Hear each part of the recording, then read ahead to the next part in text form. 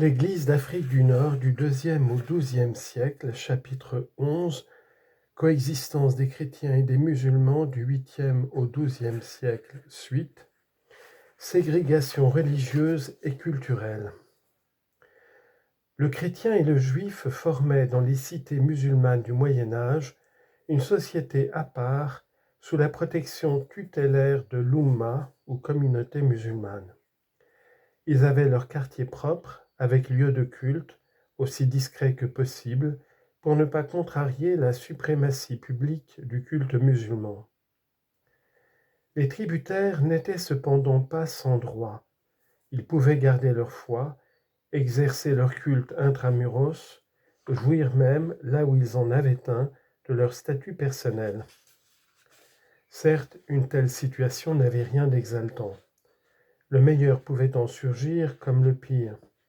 Tout dépendait de la manière d'appliquer la loi et de l'image que se faisaient les musulmans de leurs tributaires. L'application du fiqh dans sa version malikite, la plus stricte des interprétations, ne pouvait que durcir les rapports entre les trois confessions. Sous le prétexte d'être le plus fidèlement possible en accord avec la loi, les ulama tombaient dans des excès contraires à toute coexistence avec d'autres croyants. Ainsi, certains refusaient de prendre avec eux leur nourriture.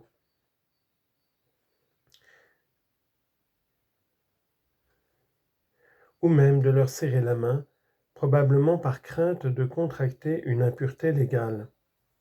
On lit en note. Le faqih ibn Abi Zaïd était encore plus outrancier. Citation. « Si un chrétien ou un juif vous salue, écrit-il dans sa risala, il faut répondre seulement alayka et sur toi, sans ajouter es-salam. Vous pouvez répondre aussi, car suivant une opinion c'est licite, alayka es-silam, que les pierres tombent sur toi. » Fin de citation. Il y a un jeu de mots entre salam et silam. Fin de note. Même attitude négative chez Abu Imran el-Fassi, célèbre faqih de Kérouan. À propos de la visite d'un juif dans sa demeure, il fit toute une scène qui vaut la peine d'être rapportée tant elle est caractéristique des mentalités de l'époque. Citation. Al-Mu'iz ben Badis, qui régna à Kérouan de 1016 à 1051, avait chargé son médecin et courtisan, le juif Ibn Atta, d'aller trouver Abu Imran el-Fassi pour lui demander une consultation juridique en son nom. Abu Imran le fit entrer chez lui, pensant avoir affaire à un dignitaire de la cour. Mais quand on lui eut révélé la religion d'Ibn Atta, il lui lança « Ne sais-tu pas que ma maison est aussi sacrée que ma mosquée ? Comment as-tu osé y pénétrer ?» Et il le fit expulser. Le médecin sortit, saisi de frayeur. Comme il ne portait pas l'insigne distinctif des tributaires, le shir fit teindre sur le champ l'extrémité du turban de l'intrus et lui dit « Retourne auprès de celui qui t'a dépêché et dis-lui qu'il m'envoie un musulman pour recevoir la réponse sollicitée, car je répugne à te charger de porter un papier contenant les noms d'Allah et l'un quelconque de ses commandements. » Fin de citation. Le juif, après avoir raconté l'affaire au prince, lui déclara « Par Dieu, mon Seigneur, jusqu'à ce jour, je ne pensais pas qu'il y eût en Ifriqiya un autre roi que toi. Il m'est arrivé d'assister aux grands éclats de ton courroux, mais je n'ai jamais eu aussi peur, ni été saisi d'une frayeur pareille à celle que j'ai éprouvée aujourd'hui. » En agissant comme je l'ai fait, lui dit Al-Mu'iz, j'ai voulu te montrer la puissance de l'islam, la vénération qu'inspirent les savants musulmans et les signes de sainteté dont Allah les gratifie, dans l'espoir que tu te convertiras à l'islam.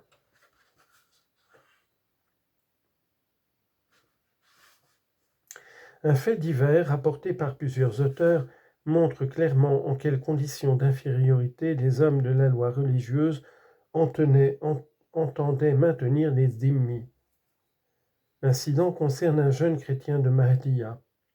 C'était un neveu de la fameuse nourrice de l'émir Badis, Fatima al-Hadina, qui, on s'en souvient, s'était convertie à l'islam et était devenue la toute-puissante intendante du palais. Le dit neveu avait défloré une jeune chalifa descendante de la famille du prophète. La foule l'avait lynché. L'émir Badis, poussé sans doute par Fatima, envoya une troupe pour venger la mort du jeune homme. Cette intervention en faveur d'un chrétien indigna les musulmans de Mahdiya. Al-Qabisi, ayant convoqué ses collègues, leur lut une longue proclamation dans laquelle il blâmait ouvertement l'émir. Comment est-il possible qu'un croyant tire vengeance du sang d'un infidèle qui a déshonoré une fille de la descendance du prophète? Si la voûte des cieux se repliait sur la terre, ce serait moins stupéfiant que ce crime-là. En d'autres termes, le sang d'un chrétien ne peut être à charge d'un musulman. Al-Qabisi, shaykh originaire de Gabès, comme l'indique son nom, n'hésite pas à prêcher la ségrégation la plus absolue dans l'école, non pour des motifs raciaux ou moraux, mais pour des raisons de pureté légale, les minoritaires étant considérés comme légalement impurs. Dans un de ses rares écrits qui nous soit parvenu, il expose ses recommandations aux maîtres d'école. On lit en note. Il s'agit d'un petit traité intitulé Risala fil Awhal al-Muallimin wa Akham al-Muallimin wa al-Muta'allimin, édité par Ahwani dans son ouvrage At-Tarbiya fil Islam, Le Caire 1955. Le traité Al-Qabisi est une reprise amplifiée d'un même traité dû au fils de Sahnoun, publié ibidem, page 350-367, fin de note.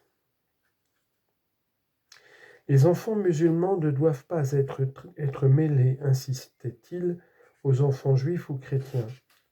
Non seulement les chrétiens ne doivent pas enseigner le Coran, ce qui paraît de bon sens, mais on ne doit pas enseigner à leurs enfants l'alphabet et l'écriture arabe, par crainte qu'ils n'en viennent un jour à tenir dans leurs mains impures le texte sacré.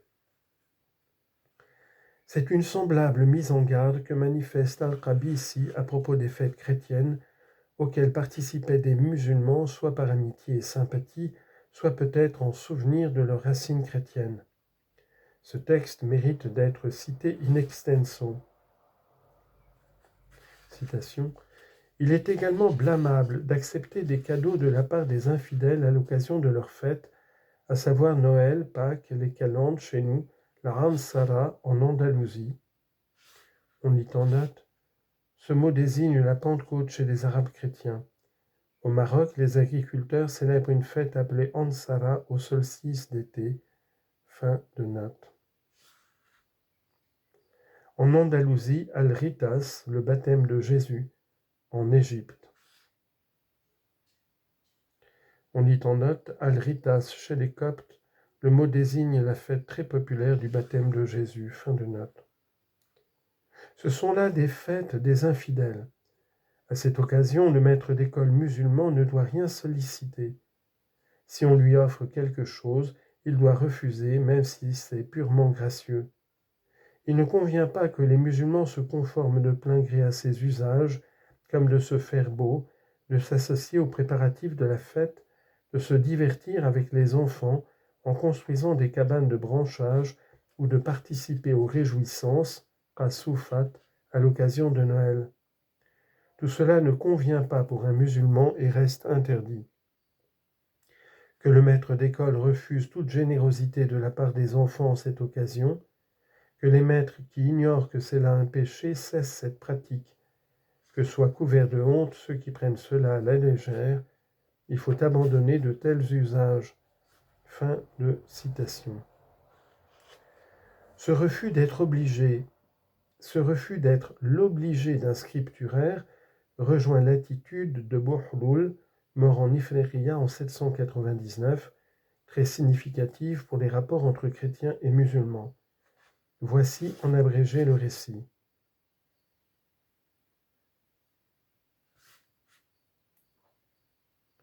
Bouhloul avait envoyé son commissionnaire, acheter de l'huile. Ce dernier, s'adressa à un chrétien qui vendait la meilleure huile de toute la région. Quand le chrétien sut que cette huile était destinée à Bohloul, il doubla la ration demandée et refusa d'être payé, en disant « De même que Bohloul vous rapproche de Dieu, de même nous aussi, grâce à lui, nous nous approchons de Dieu. » Quand Bohloul apprit le fait, il refusa le cadeau du chrétien. « J'ai peur, dit-il, en goûtant à cette huile, d'éprouver quelque affection pour ce chrétien, et que pour une affaire de peu d'importance, je devienne un de ceux qui s'opposent à Dieu et aux prophètes. » Et d'appuyer sa résolution sur ce verset coranique, « Tu ne trouveras pas parmi ceux qui croient en Dieu et au dernier jour des croyants qui prennent pour amis des gens qui s'opposent à Dieu et à son envoyé. » Coran, sourate 58, verset 22. Cette anecdote peut servir de conclusion.